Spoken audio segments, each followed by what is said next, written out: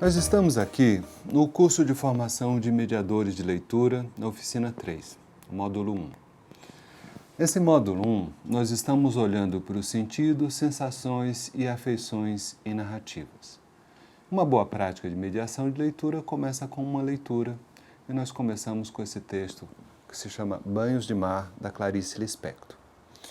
Meu pai acreditava que todos os anos se devia fazer uma cura de banhos de mar. E nunca fui tão feliz quanto naquelas temporadas de banhos em Olinda, Recife. Meu pai também acreditava que o banho de mar salutar era o tomado antes de o sol nascer. Como explicar o que eu sentia de presente e inaudito em sair de casa de madrugada e pegar o bonde vazio que nos levaria para Olinda ainda na escuridão? De noite eu ia dormir, mas o coração se mantinha acordado, em expectativa, e de puro alvoroço eu acordava às 4 e pouco da madrugada e despertava o resto da família. Vestíamos-nos depressa e saíamos em jejum, porque meu pai acreditava que assim devia ser, em jejum. Saíamos para a rua toda escura, recebendo a brisa da pré-madrugada, e esperávamos o bonde, até que lá de longe ouvíamos o seu barulho se aproximando. Eu me sentava bem na ponta do banco e minha felicidade começava. Atravessar a cidade escura me dava algo que jamais tive de novo. No bonde mesmo, o tempo começava a clarear e uma luz trêmula de sol escondida nos banhava e banhava o mundo. Eu olhava tudo, as poucas pessoas na rua, a passagem pelo campo com os bichos de pé. "Olha um porco de verdade!" gritei uma vez. E a frase de deslumbramento ficou sendo uma das brincadeiras de minha família, que de vez em quando me dizia rindo: "Olha um porco de verdade!" Passávamos por cavalos belos que esperavam de pé pelo amanhecer. Eu não sei da infância alheia, mas essa viagem diária me tornava uma criança completa de alegria. E me servia como promessa de felicidade para o futuro. Minha capacidade de ser feliz se revelava. Eu me agarrava dentro de uma infância muito infeliz a essa ilha encantada que era a viagem diária. No bonde mesmo, começava a amanhecer. Meu coração batia forte ao nos aproximarmos de Olinda.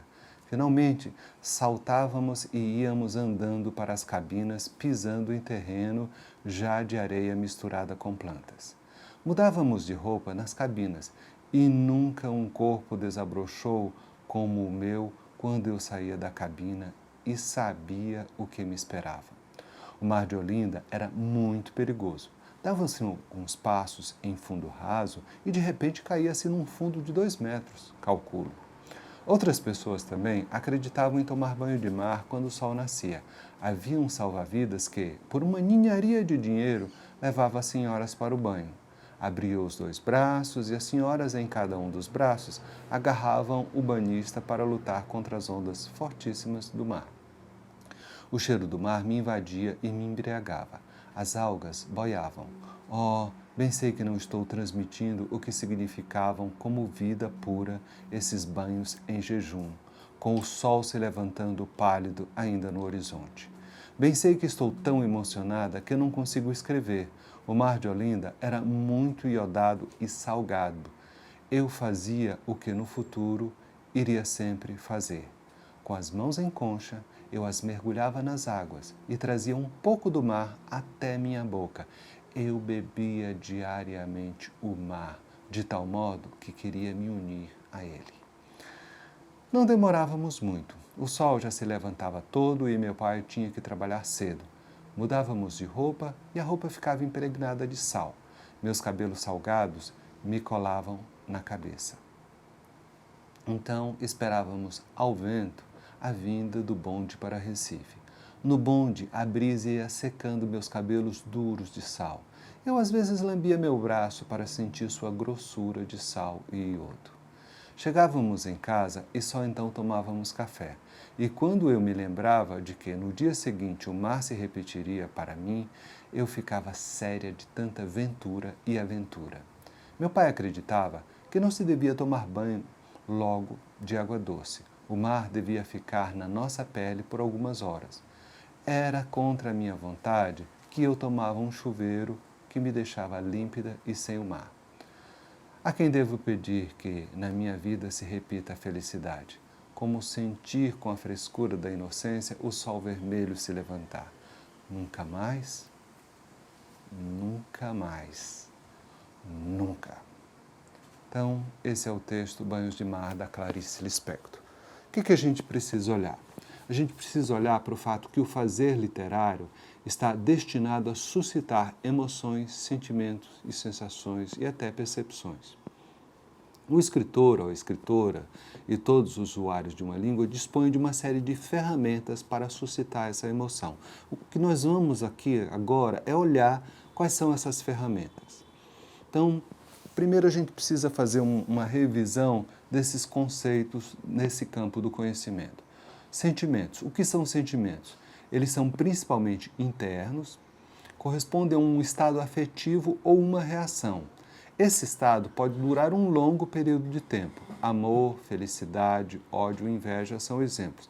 Então, a Clarice Lispector, no texto, ela cita a palavra felicidade, que era o sentimento que ela portava e quis portar para o resto da vida. Existem as emoções. O que são as emoções? Elas correspondem a um conjunto de respostas químicas e neurais, elas são baseadas nas memórias emocionais, surgem quando o cérebro recebe um estímulo externo. Por exemplo, alegria, surpresa, raiva, pânico.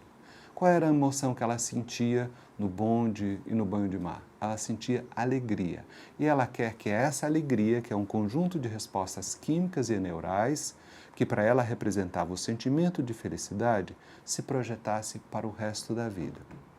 E existe a noção de sensações. O que são as sensações?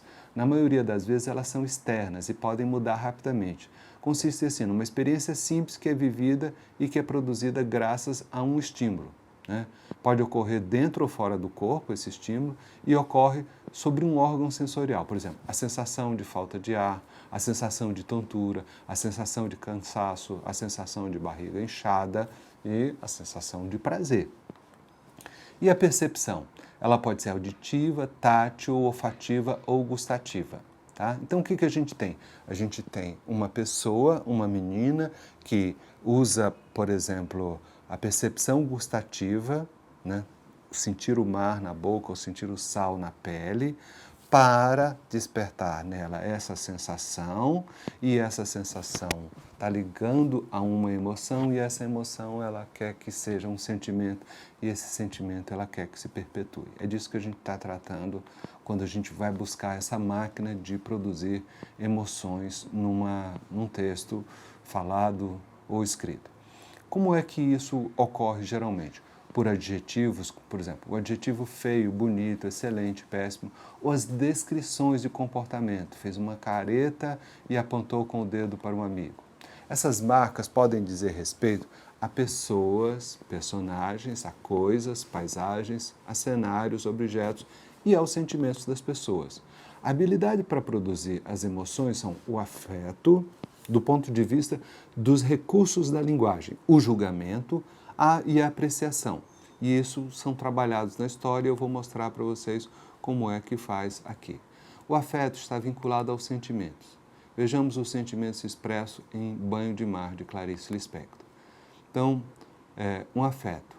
Meu pai acreditava que todos os anos se devia buscar uma cura de banhos de mar. Isso é um afeto. A busca de cura em vez de uma indiferença em relação à saúde, ou até de uma pessoa buscar a doença. Então, isso é um afeto. Eu nunca fui tão feliz quanto naquelas temporadas de banhos de mar em Olinda. Então, eu tenho assim, eu poderia ter alguma coisa assim que é: eu fui feliz naquelas temporadas de banho de mar em Olinda, tá num grau. Eu fui tão feliz naquelas temporadas de banho de mar em Recife. Eu tenho uma afirmação positiva com o volume aumentado. E eu nunca fui tão feliz quanto naquelas temporadas de banho de mar em Olinda, Recife. Então, eu tenho uma afirmação positiva com volume aumentado num grau comparativo máximo. Nunca. Tá? Então, é como se eu tivesse um gradiente mesmo para um dial, um tuning para ir do feliz para o nunca fui tão feliz, aumentando essa intensidade. No outro grau estaria, por exemplo, o infeliz.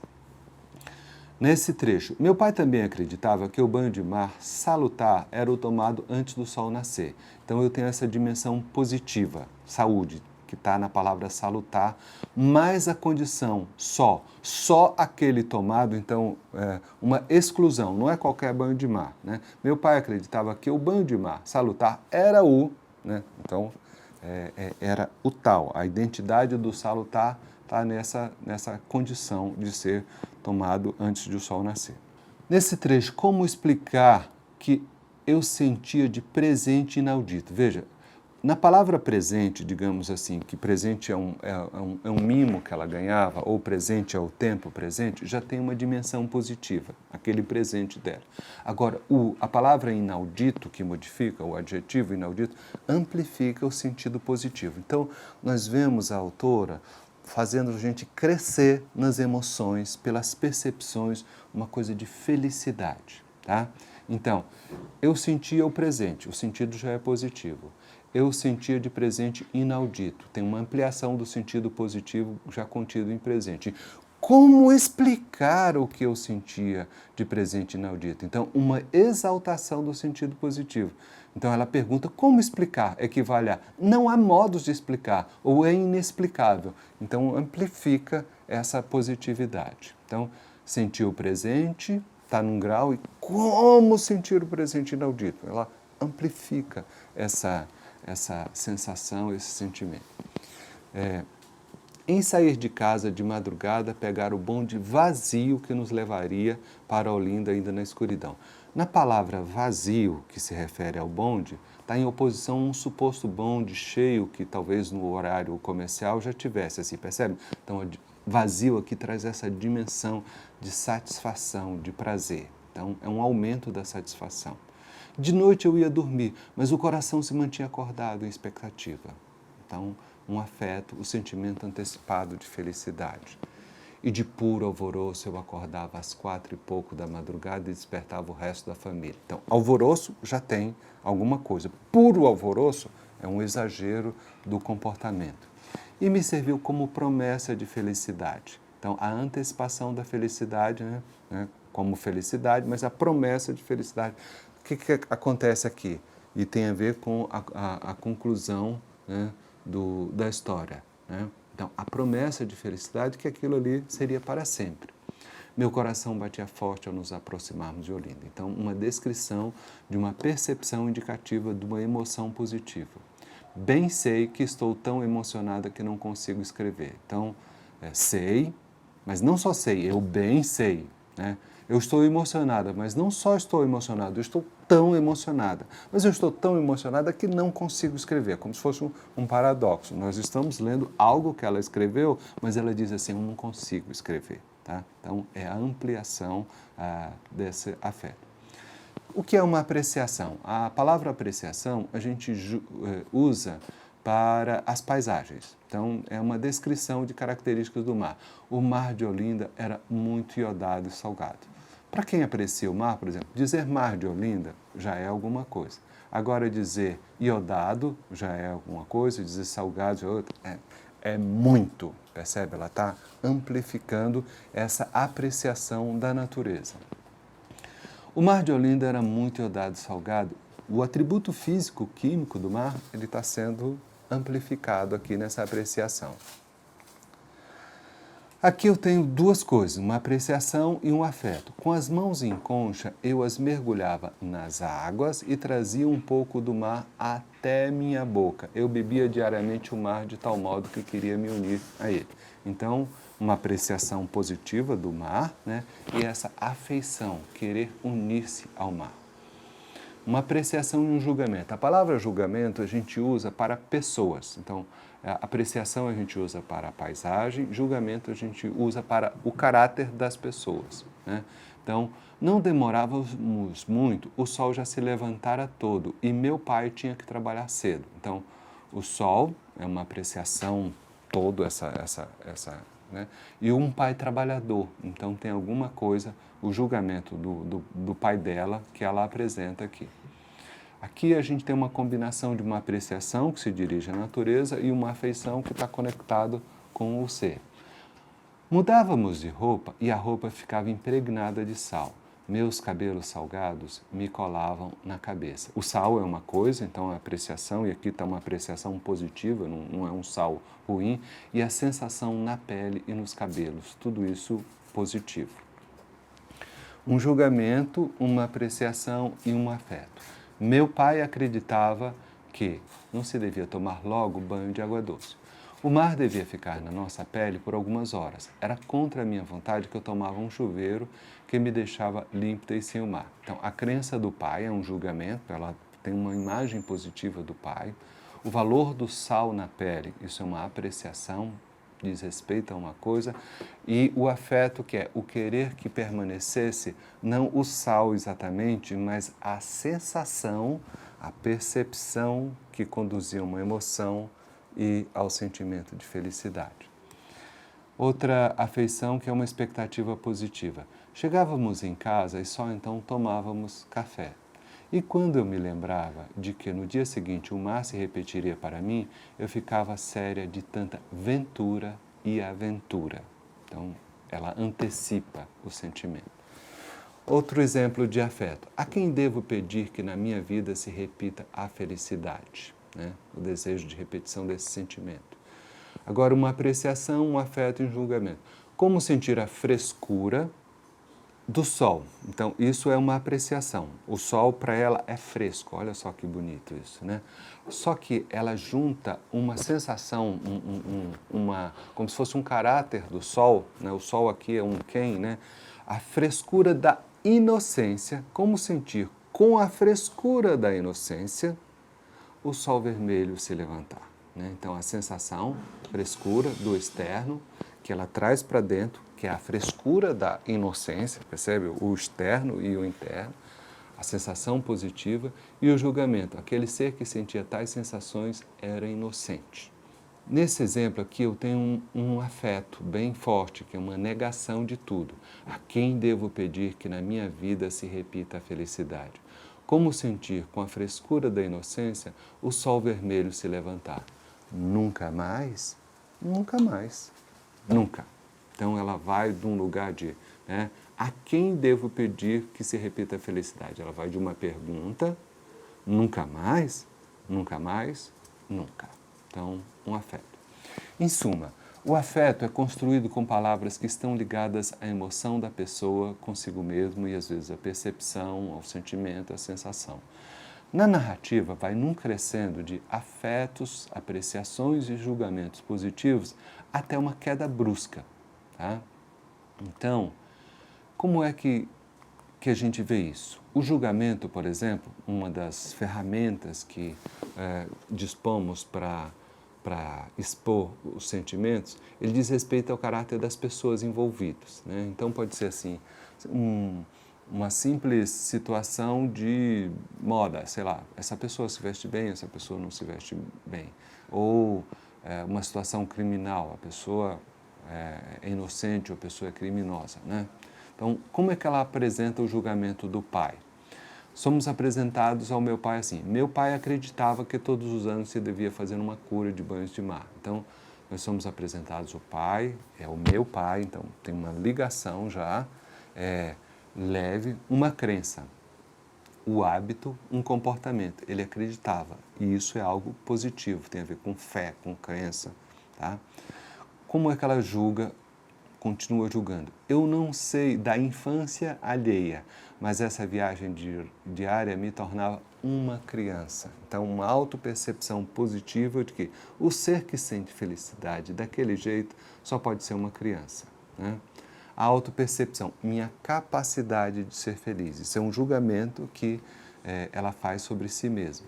Outro julgamento, eu me agarrava dentro de uma infância muito infeliz, a infância era muito infeliz, a essa ilha encantada que era a viagem diária. Então, contrastando o sentimento geral com aquela sensação, aquela percepção passageira. Outro exemplo do julgamento. Outras pessoas também acreditavam em tomar banho de mar, ou seja, não é só o meu pai. É a extensão do sentimento positivo em relação a si e ao pai para outros. Acreditavam. Acreditar é um processo mental. Então ela está construindo aqui na imaginação conosco essas sensações e, no caso, esse julgamento. Havia um salva-vidas que, por uma ninharia de dinheiro, aqui é um julgamento porque ela está exaltando a generosidade do salva-vidas. E nunca fui tão feliz quanto naquelas temporadas de banhos em Olinda, Recife. Tão feliz, tão nunca. A ampliação do sentimento. Podia dizer que fui feliz, mas fui tão feliz e nunca fui tão feliz. Em suma, o julgamento é assim. Em Banhos de Mar de Clarice Lispector, ela constrói um mundo mental que vai da crença nos benefícios do banho de sol e mar na primeira hora, a vivência calcada em sensações de bem-estar para projetar a felicidade e esse crescendo do mental ao físico e de volta ao mental com sentimentos mais permanentes, criava nela uma expectativa de felicidade. E isso só contribui para o abismo da resolução da narrativa que é nunca mais. Ela nos leva, digamos assim, ao paraíso para jogar na terra no momento seguinte, sem esperança, que é nunca mais. Tá? A apreciação, que é essa outra ferramenta, ela está relacionada à avaliação de coisas, fenômenos e instituições. Um exemplo de apreciação é, era um belo dia, o dia amanheceu radiante, anunciando novas alegrias. Tá? Então isso, coisas a gente chama de apreciação. Aqui, em Banhos de Mar, saímos para uma rua toda escura recebendo a brisa da pré-madrugada. Então, o ambiente de brisa amplia a satisfação de quem narra a história. Esperávamos o bonde, até que lá de longe ouvíamos o seu barulho se aproximando. Então, o veículo é benfazejo, o barulho é benfazejo. Isso é uma apreciação positiva. Eu me sentava bem na ponta do banco e minha felicidade começava. Então, a própria posição em que ela se senta no banco, uma coisa, digamos assim, física, ela traz para bem na ponta do banco. Então, assim, na ponta do banco, os bondes eram abertos, né? Então, como diz, eu estou aqui dentro e estou aqui fora, estou desfrutando do lá fora. Passávamos por cavalos belos que esperavam de em pé pelo amanhecer. Olha só, não basta ela dizer cavalos, né? Uma apreciação da natureza, cavalos belos. Não só belos cavalos, eram cavalos belos. Então, uma projeção do próprio sentimento positivo em relação ao amanhecer para os cavalos. Né?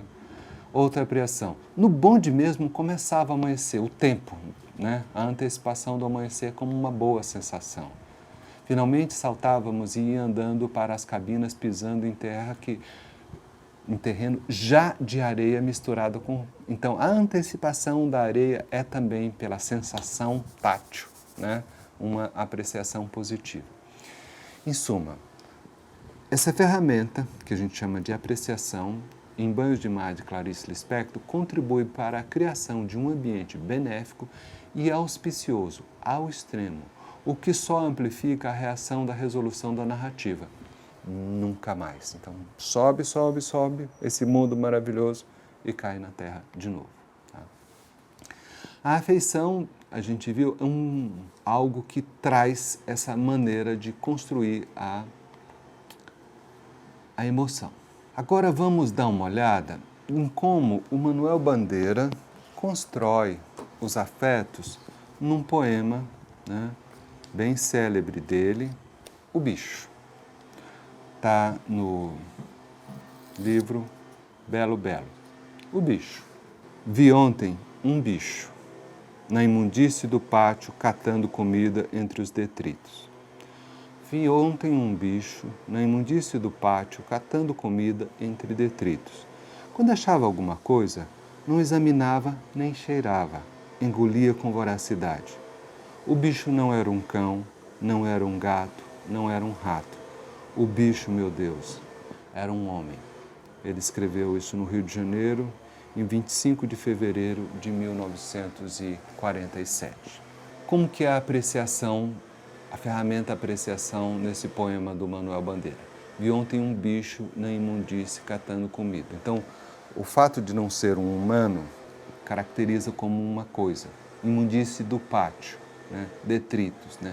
Então, o ser é o equivalente a um animal e o ambiente é degradado e a ação é reprovável. Quando achava alguma coisa, não examinava nem cheirava, engolia com voracidade. Então, é uma apreciação reprovável, esse comportamento é reprovável, nauseante, causa repulsa. Tá? O bicho não era um cão, não era um gato, não era um rato, eu tenho a definição pela negação, com nomes específicos de animais. Né? Esses animais, digamos assim, têm uma elegibilidade. Então, eu posso ter homem, algo que está próximo do homem, que é um cão, outra coisa que está próximo do homem, que está um gato. Agora eu já tenho, fora da escala, um rato. Então aqui eu já chamo de bicho. Está fora do meu campo de afeição e da elegibilidade para a compaixão. Sendo que aqui o julgamento não é a respeito daquele ser em si que está lá na lata de lixo colhendo detritos para comer. O julgamento recai sobre a sociedade ou de outros seres que deviam manifestar a solidariedade a ele. Agora, nós temos uma nova oportunidade para ver as emoções em uma narrativa. É um poema, mas é um poema que conta uma história. Tá? O poema se chama A Morte do Leiteiro, é do Carlos Drummond de Andrade e está nesse livro, nas obras completas dele. Morte do leiteiro. Há pouco leite no país. É preciso entregá-lo cedo. Há muita sede no país. É preciso entregá-lo cedo. Há no país uma legenda que ladrão se mata com tiro. Então, o moço que é leiteiro, de madrugada, com sua lata, sai correndo e distribuindo leite bom para gente ruim. Sua lata, suas garrafas e seus sapatos de borracha vão dizendo aos homens no sono que alguém acordou cedinho e veio do último subúrbio trazer o leite mais frio e mais alvo da melhor vaca para todos criarem força na luta brava da cidade. Na mão, a garrafa branca não tem tempo de dizer as coisas que lhe atribuo.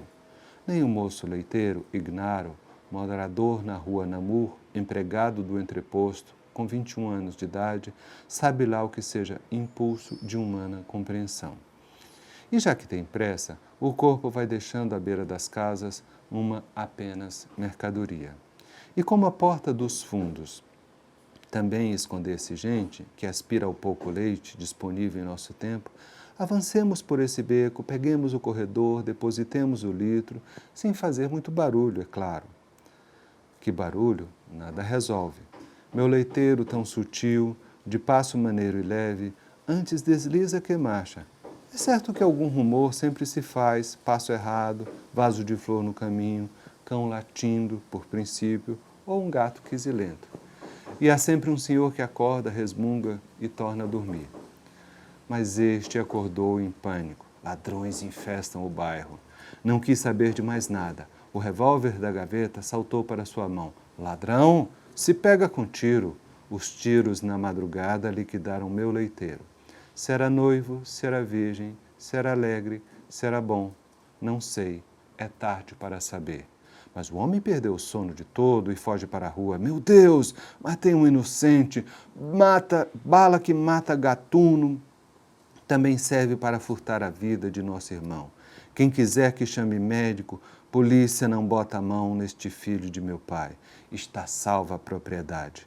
A noite geral prossegue, amanhã custa chegar, mas o leiteiro, estatelado ao relento, perdeu a pressa que tinha.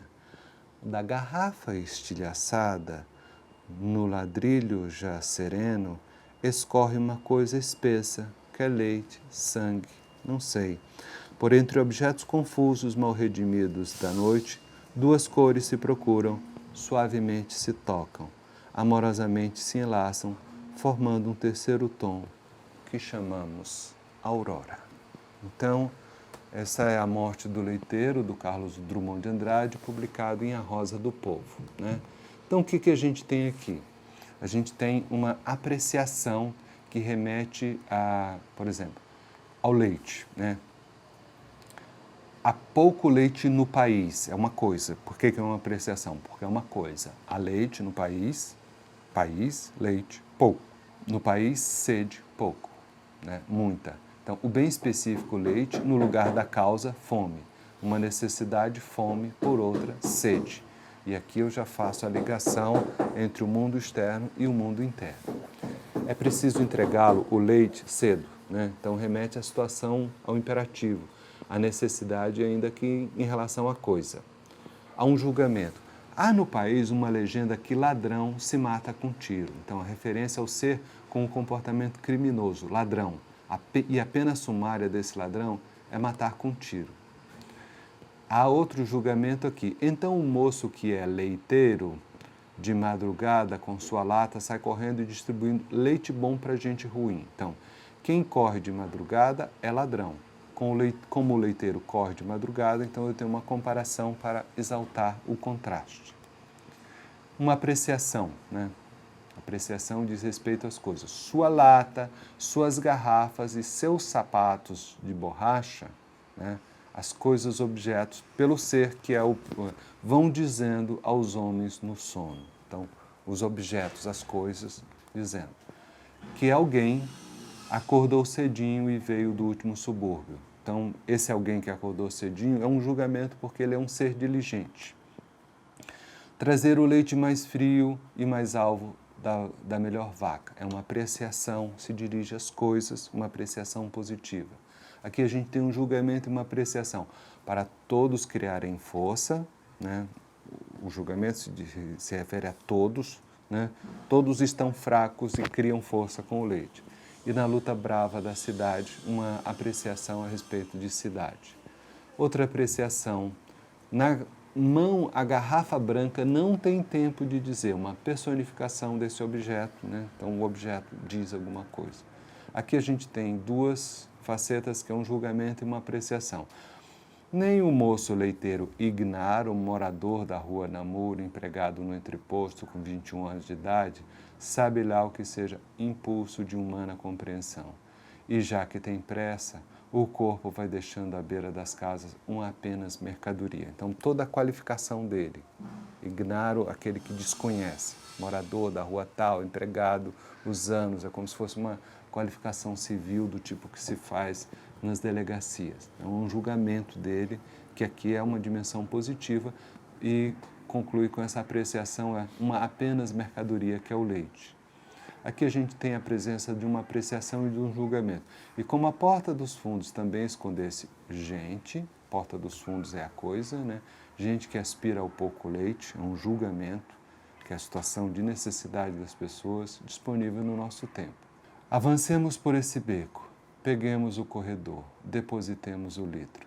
Sem fazer barulho, é claro que barulho nada resolve. Então aqui eu tenho uma ação. E um julgamento que se dirige à pessoa, meu leiteiro tão sutil, de passo maneiro e leve.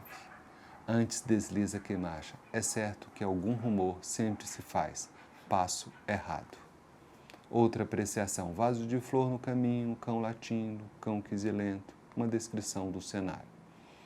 Então, essas são algumas maneiras que a gente está querendo mostrar aqui nessa oficina de como um poeta, um prosador, uma prosadora, uma poeta constroem essas sensações, sentimentos e afeições numa história ou num poema.